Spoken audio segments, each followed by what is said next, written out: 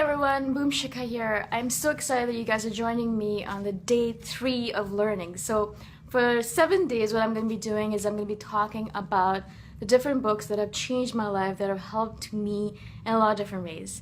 And so the first day we spoke about the book, oh my goodness, I can't remember. Wow.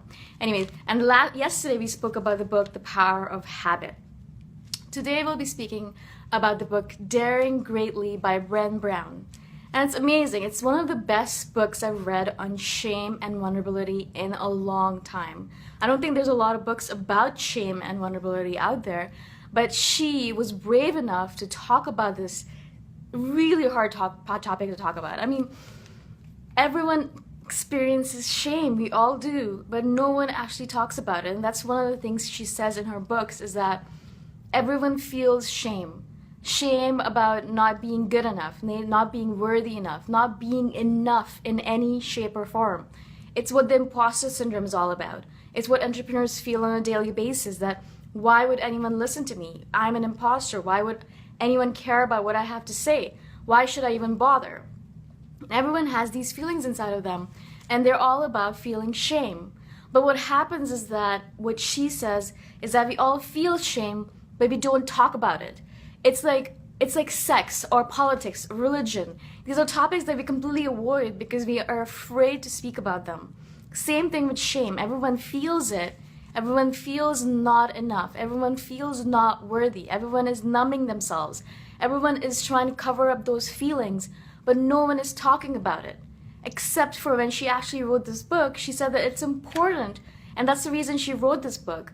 The funny thing is that she actually talks about in her book how she almost didn't write this because she felt so much shame about writing this topic. She felt like she wasn't worthy enough to speak about this topic. So she herself dealt with shame and these feelings of unworthiness when she wrote this book and other books that she's written. So specifically in Daring Greatly, she speaks about shame and vulnerability a lot, like I said. There are 4 myths of vulnerability that I want to speak about. First of all, she says that vulnerability is weakness. Everyone thinks that if we're vulnerable, that we're weak. People who show vulnerability are labeled to be weak. No matter if they're male or female, that is what we say. It's a myth. Secondly, people say, I don't do vulnerability. It's like something that they are not capable of doing, just like they're not capable of showing emotion. They don't do vulnerability because they're afraid of it. It's not because they can't do it, it's they don't do it because they're afraid to show their true self to the world. Because if they showed their true self to the world, then they would have to actually follow up on all the different things that they're saying. It's easier to hide behind a mask and to not do all the important things that you're supposed to be doing. The third myth is that vulnerability is about letting it all hang out. That's not what vulnerability is all about. You're not, as soon as you become vulnerable, you don't actually start talking to strangers on the street and telling them all of your deep, dark secrets. No, that's not what it's all about. You choose a few people. There are a few people in your life, good or bad, whatever it might be. These are the people that you trust. And once you trust them, that is when you can be vulnerable with them. These are the people who deserve your stories. These are the people you're going to be vulnerable with. So you're not vulnerable with everyone that comes into your life, but only a few specific people. The fourth myth is that we can go it alone. And this is kind of like a trend with all of the different people that I speak to, especially entrepreneurs. We have this thing where we have to go it alone. We don't ask for help. We are afraid to ask for help. We think that if we don't go it alone, we're not strong enough. And we have all of these random myths associated with it. You don't have to go it alone. Vulnerability is all about showing your true self, your authentic self to the people around you, letting them show their authentic self to you, and connecting on a deeper level so that all of you can move forward together as a group. It's not just about doing it on your own and going it on your own, because that's not what we are all about. Human beings are all about connection and social networks. We're supposed to connect with others. We're supposed to talk to others and tell them our stories. That's what life is all about. It's about showing your true self to someone else, seeing their true self in return, and making that connection. So these are the 4 myths of vulnerability. Vulnerability is weakness, which is not true. I don't do vulnerability, which is what a lot of people say. Vulnerability is all about letting it all hang out, not true. And we can go it alone, again, not true. So shame, we all have shame, like I said earlier. We all feel shame. Shame is one of those emotions, just like jealousy, just like anxiety, anger, fear. It's one of those emotions that is apparent to all human beings. No matter if you are a human, you've probably felt shame sometime in your life. But what we do and what causes shame to grow bigger and bigger in our heart is because we don't talk about it. We don't talk about it, we ignore it, and the more we ignore it, the bigger it becomes, and the bigger it becomes, the more control it has over you. So the main thing that she says about shame and shame resilience, about beating shame, is that you need to talk about it. And that's one of the hardest things to do. I mean, being vulnerable is hard enough, but talking about the fact that you feel shameful about something is one of the hardest things on this planet.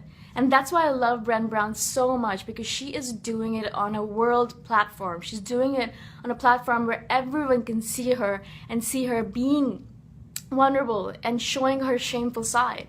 And she's doing this so that all of us, people like us, can feel comfortable and show ourselves in our shame, show what we're ashamed of, and tell people, have that conversation with others, where mostly in the past people would be too afraid to have that conversation. But now we are giving ourselves permission to have that conversation with the loved ones, the people who we trust, only people we trust. And we're not going to have this conversation with everyone on this planet, but we have a few people, maybe one or two people in your life that you trust, and you're going to have that conversation with them.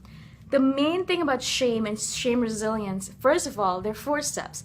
First of all is you have to recognize that you're feeling shame. So you're feeling not worthy, you're not feeling good enough, and you have to recognize your triggers. So everyone has their own triggers. Sometimes some people might feel shame because of money. Other people might feel shame because of the clothes that they're wearing. Other people might feel shame because of their parents, or because of the relationships, or because of whatever it might be, their bodies. There's different things, different triggers for different people. As soon as you recognize what that trigger is for you, then you can start recognizing that this is going to cause you shame, and you can instantly be aware of it, that yes, I'm feeling shame right now. And as soon as you're critically aware of it, you make sure that you realize, am I actually supposed to be feeling shame about this? Or is it just a random myth in my head, or a limit in my head that I've created? Because a lot of times the shame that you're feeling isn't actually supposed to be shame. It's something that you are, doing, but it doesn't necessarily mean that you should be feeling shame about it. It's just something that's apparent in your life. For example, some people feel shame about the furniture in their house. Maybe they just moved into a new house and they don't have enough money to buy new furniture, so they got hand-me-downs. Again, when people come over to their house, they feel shame. They're always trying to explain, I'm sorry, my couch isn't that great, I'm sorry about that, we're still, we just moved in, we don't have that much money, la la. No one else notices that. And if they do, they shouldn't be part of your life, because if they care so much about the couch that you have more than your relationship or friendship with them, you need to get rid of those people. But most people are not going to notice your couch. Seriously, no one actually notices your couch or furniture except for yourself. And so you need to realize, be critically aware that this is just a shame trigger that's happening, and it's not really true. No one else cares except for you. And as soon as you realize that, that shame loses control over you. You don't feel its power over you. Shame only grows when you ignore it, and that's when it just gains power. It becomes like this huge monster under your bed because you're not thinking about it. You're ignoring it. You're trying to run away from it. Like I say with fear or any emotion, you have to lean into it, so that the more you lean into it, the more it dissipates. The third thing is reaching out. And that's the hardest step, obviously, right? We are so afraid of reaching out, especially about these vulnerable, shameful issues.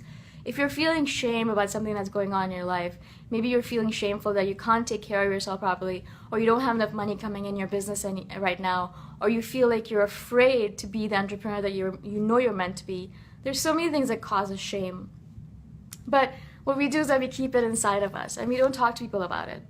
And for the longest time, I did the same thing. I was afraid to tell people what's going on with me. I was afraid to be vulnerable. I was afraid to say what is going on with me to my closest friends, even my family. I couldn't talk to them about what's going on with me. I felt afraid. And the more afraid I was, the more I closed off myself, the less authentic I was with the people around me, the less magical my world was, the less magical my life was. Now I am so open with everyone around me. I tell everyone everything that's going on with me, especially the shameful, vulnerable issues that are going on with me. Whenever I feel afraid to be in my business, I talk to people about it. I reach out to other people. I tell people I'm feeling sad or afraid or fearful. And as soon as I reach out to everyone I trust and then they're able to, you know, console me, make me feel better. As soon as I do that, the shame dissipates. You know, I don't feel shame anymore. I don't feel those emotions anymore. It all goes away. And so speaking shame, which is the last step. So the 4 steps are recognizing shame, critical awareness, reaching out, and speaking shame. Speaking shame is obviously a very hard thing to do, but you need to do it. The more we're able to speak shame to each other, the more we're able to open up this forum where it's easy to speak about these hard issues, the easier it becomes for us to connect with other people, the easier it becomes to live in this world. There's so many masks that all of us are wearing, and it's so hard sometimes to live in this world where you just want to reach out to someone and give them a hug and tell them you love them, but you're not able to do that because you have so many barriers in between us, so much personal space, so much distance that's been created between us and someone else. And feeling the shame and then reaching out with the shame and speaking about it, that is where true change is going to happen. That is when you're going to be able to change your life completely. That is what happened with me. The minute I was able to reach out to the people in my life and tell them exactly what's going on with me, what am I feeling right now? Why am I feeling this way? That is when we had true conversations. Until that, everything was artificial. Everything was unreal. As soon as I started speaking about shame and talking to people about it, that is when I was able to break free of these barriers that I'd created for myself. I was able to open up and not be as closed off anymore as I was before. And that completely changed my mind. That's the reason I was able to open up this business based on meditation. I would never have done that before. That's the reason I'm able to move to Chiang Mai, you know, to work on my business further. Because I'm brave now. Because I can have this conversation. I'm not afraid anymore. Because I've had the tough conversations. Besides doing the tough conversation, everything else is easy in comparison. The final thing I want to talk to you about is vulnerability shields. We're so afraid to be vulnerable that there are shields that we use in order to feel less vulnerable. There are 3 of them that she speaks about: foreboding joy, perfectionism, and numbing. And I'm sure you guys can relate to that. A lot of times I've said the same thing before. We have this feeling that we're not supposed to be happy. So when we feel a lot of joy or we're really happy about something, we think to ourselves, oh my God, is the other shoe going to drop? Why am I so happy? How did I get to be so lucky? What's going to happen? I bet you something bad's going to happen because I'm getting so much good stuff in my life. That's not how life works. Unfortunately, we think that way, so it ends up working that way because thoughts create your reality. But mostly, life isn't like that.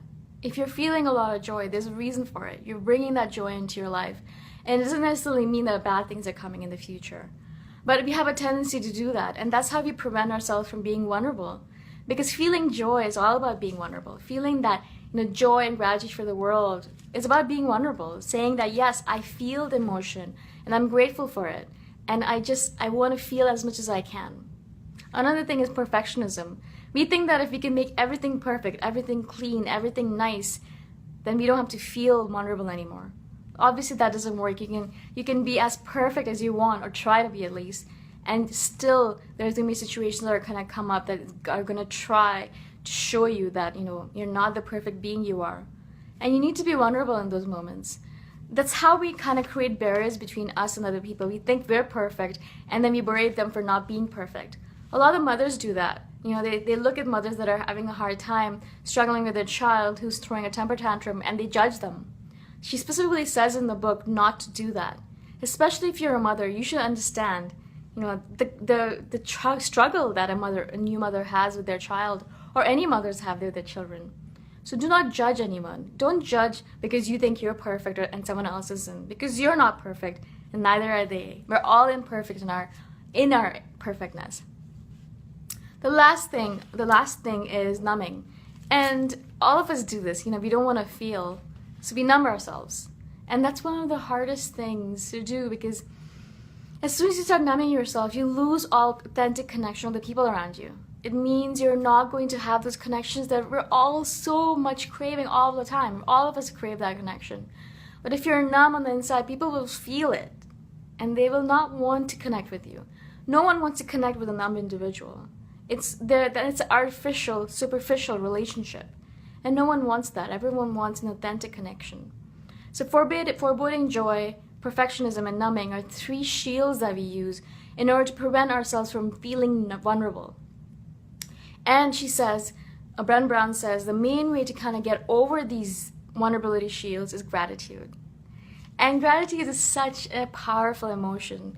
If you feel gratitude even for a few minutes a day, it actually changes your brain structure, it changes your brain chemistry. And it's just such a powerful feeling. It makes you feel so happy. And if you can feel gratitude for everything that's in your life without feeling like the other shoe is going to drop, then you're letting yourself be vulnerable. And in those moments, in those vulnerable, grateful moments, you're allowing yourself to connect not only with this universe, with this collective consciousness, with the source, but with everyone around you. And that kind of connection you cannot beat. So I hope that some of these tips, some of these things that she talks about, it's such a powerful topic to speak about. And that's the reason I wanted to include this book in these series. It's such a great book. It's Daring Greatly by Brene Brown. I absolutely recommend it to everyone that is watching right now and everyone on this planet. There's so many conversations that we need to have about shame that we don't because we're too ashamed to have those conversations. We're too afraid to have those conversations. My goal in life is to have those difficult conversations, those sweaty 10-minute conversations, get it all out in the open. The more you're able to release all of this stuff and get it out in the open, the less control it has over you. You don't want to be controlled by anything. Really you don't, especially not an emotion.